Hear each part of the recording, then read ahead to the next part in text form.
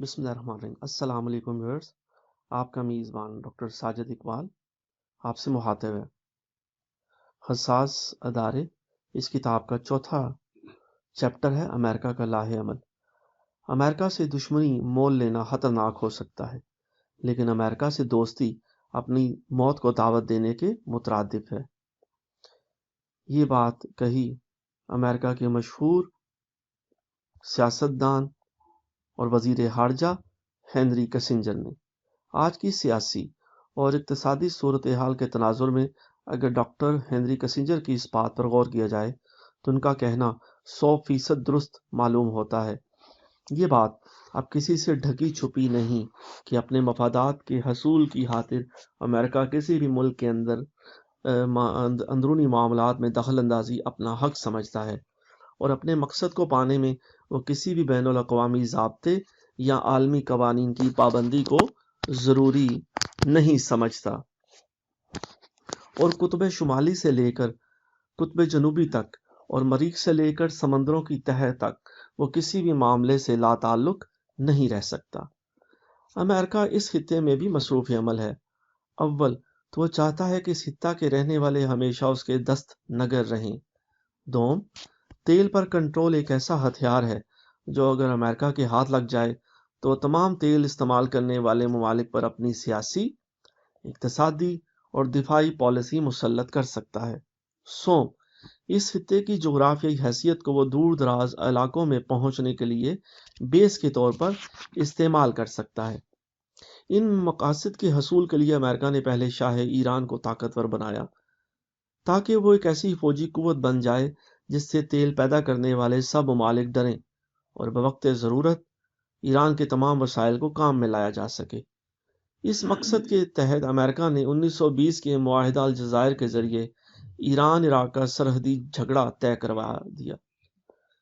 ایران کے وزیر اعظم امیر عباس حویدہ نے اپنی ایک تقریر کے دوران کہا تھا کہ 1971 میں جب پاکستان ٹوٹا تو امریکی نہ صرف یہ تماشا دیکھتے رہے بلکہ وہ اس کو توڑنے میں براہ راست شامل بھی تھے۔ گویا ایران کے شہنشاہ کے لیے یہ لمحہ فکریہ تھا۔ شہنشاہ ایران کو باور ہو گیا تھا کہ امریکی جب چاہیں گے اس کا تختہ بھی الٹ دیا جائے گا۔ امریکہ امام خمینی کی انقلابی کارروائیوں سے بھی پوری طرح باخبر تھا۔ امریکہ کے خیال میں شہنشاہ ایران نے اپنے قد سے اونچا دکھائی دینے کی کوشش کی تھی، اس لیے اسے نکالنا ضروری ہو چکا تھا اور اس کی جگہ ایک جمہوری حکومت لانے کا منصوبہ بنایا جا چکا تھا۔ امریکہ نے امام خمینی کے ارد گرد بنی صدر جیسے جاسوس اور مجاہدین حلق جیسے کارندے تعینات کر دیے تھے تاکہ جیسے ہی انقلاب کامیاب ہو یہ لوگ فوراً حکومت کی بھاگ دوڑ سنبھال لیں، امام خمینی کو قم میں محصور کر دیا جائے اور امریکہ کی پسند کی ایک جمہوری حکومت قائم ہو جائے۔ لیکن اس محاذ پر امریکہ بری طرح شکست کھا گیا، اور شکست کی وجہ امام خمینی کی شخصیت تھی۔ امریکہ نہ تو انہیں جان سکا اور نہ پہچان سکا۔ چنانچہ اسلامی انقلاب کو شکست دینے کے لیے امریکہ نے عراق کے صدر صدام کو اکسایا، جنہوں نے 1975 کا معاہدہ الجزائر یک طرفہ طور پر پھاڑ دیا اور ایران پر چڑھائی کر دی۔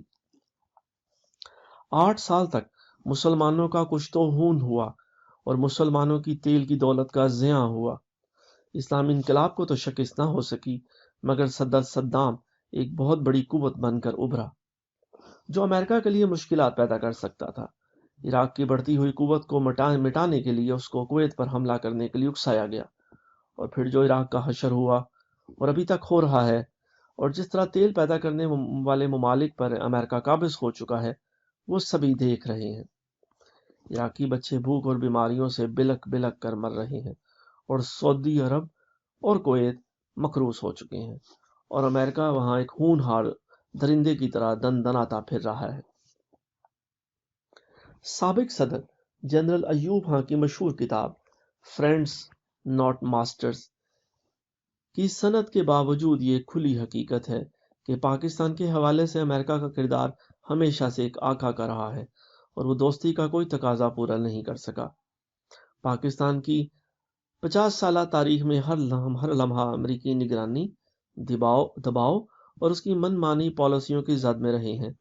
اپنے مقاصد کے حصول کے لیے کبھی تو امریکہ نے پاکستان کے خلاف امداد کا ہتھیار استعمال کیا، کبھی اقتصادی دباؤ کا ہتھ کنڈا، اور کبھی پاکستان کو دہشت گرد ملک قرار دلوانے کے بہانے ہراساں کیا۔ پاکستان کا جغرافیائی محل وقوع، ایٹمی صلاحیت، زرعی اور تکنیکی ہنرمندی اور خاص طور پر اسلامی نظریاتی بنیاد ایسے عوامل ہیں جو امریکی پالیسی سازوں کی خاص توجہ کا مرکز ہیں۔ امریکہ نے کبھی بھی پاکستان کو اپنے معاملات خود چلانے کی اجازت نہیں دی۔ ہماری تاریخ کے ابتدائی برسوں میں ہی امریکہ نے ہمارے قومی مفادات کو ہائی جیک کر لیا تھا، اور وقت گزرنے کے ساتھ ساتھ امریکہ نے پاکستانی حکام کے ارد گرد ایک ایسا جال بن دیا کہ پاکستان کسی بھی صورت اس سے آزاد نہ ہو سکے۔ کبھی IMF اور ورلڈ بینک کے قرضوں کی واپسی کے لیے دباؤ، کبھی ایٹمی ہتھیاروں کی روک تھام کا عزم، کبھی چین اور ایران سے دوستی پر خفگی کا اظہار، اور کبھی چرس اور افیون پر پکڑ دھکڑ۔ پاکستان کو ان مسائل میں اس بری طرح سے الجھا کر رکھ دیا گیا ہے کہ پاکستان وقت کے ساتھ ساتھ نہ صرف اقوام عالم میں اپنا منفرد مقام اور تشخص کھوتا جا رہا ہے، بلکہ سیکیورٹی اور اقتصادی لحاظ سے بھی بہت سے خطرات سے دوچار ہوتا جا رہا ہے۔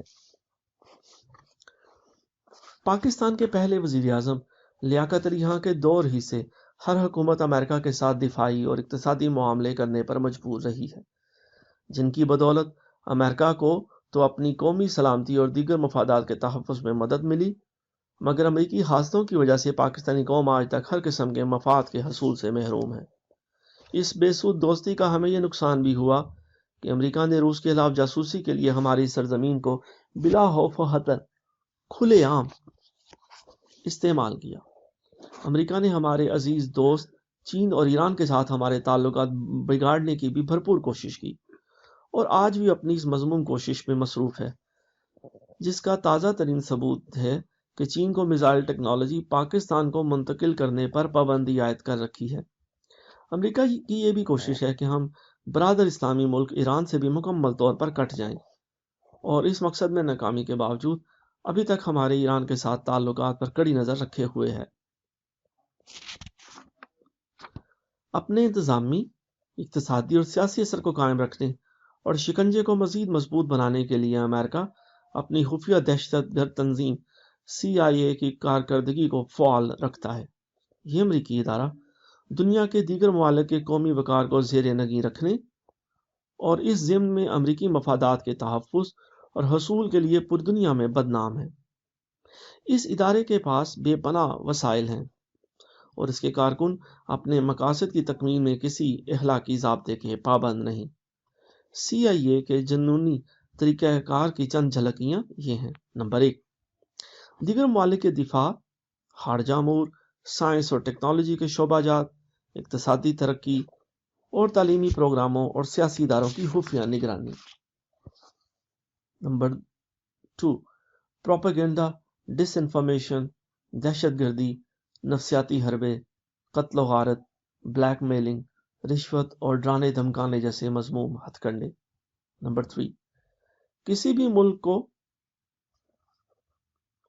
پاکستانی حکومت کو ایسے سیاسی مشورے دینا کہ امریکی پالیسیاں اختیار کرنے پر مجبور ہو جائے۔ نمبر 4، اقلیتوں، طلبہ یونین اور مزدوروں کے سودا کاری ایجنٹوں کو مالی امداد فراہم کرنا۔ نمبر 5، سائنسدانوں، دانشوروں اور اسکالرز کے لیے سیمینار، لیکچرز اور فلم پروگرامز اسپانسر کرنا تاکہ ان کے ذہنوں میں امریکی سوچ پیدا کی جا سکے۔ منتخب افراد کو امریکی بیویاں اور شاندار ملازمتیں فراہم کرنے کے لیے کر کے ان کی وفاداریاں خریدنا۔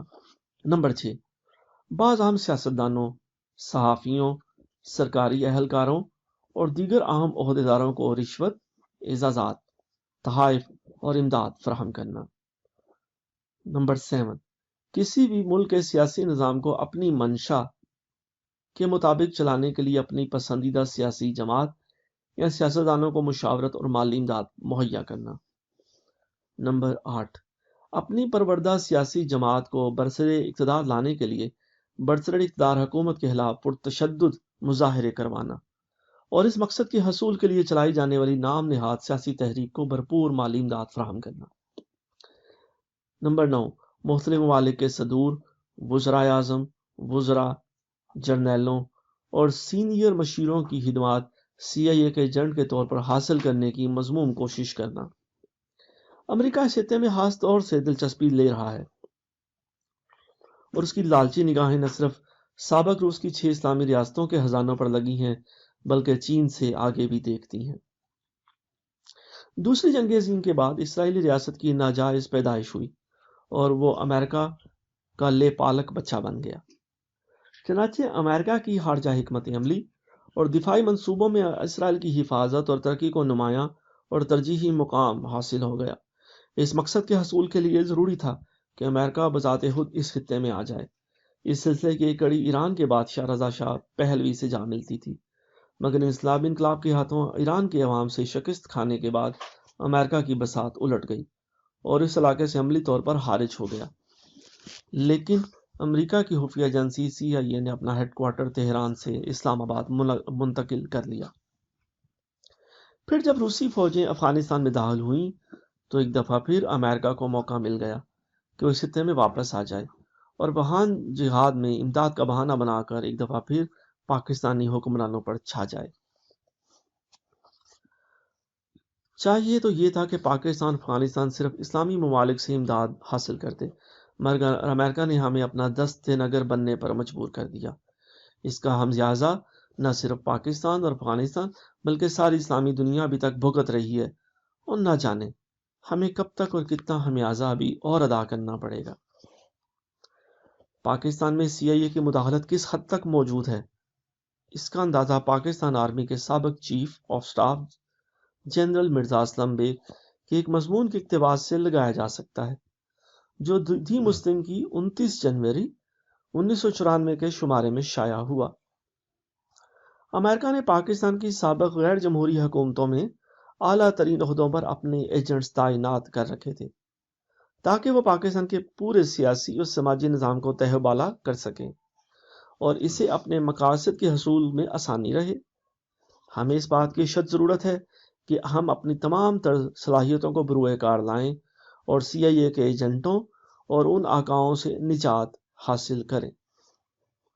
سوال پیدا ہوتا ہے کہ کیا ہم ایسا کر سکتے ہیں؟ کیا ہمارے ارد گرد یہ حلقہ روز بروز اور زیادہ تنگ نہیں کیا جا رہا اور ہم اس دلدل میں زیادہ نہیں دھنستے جا رہے؟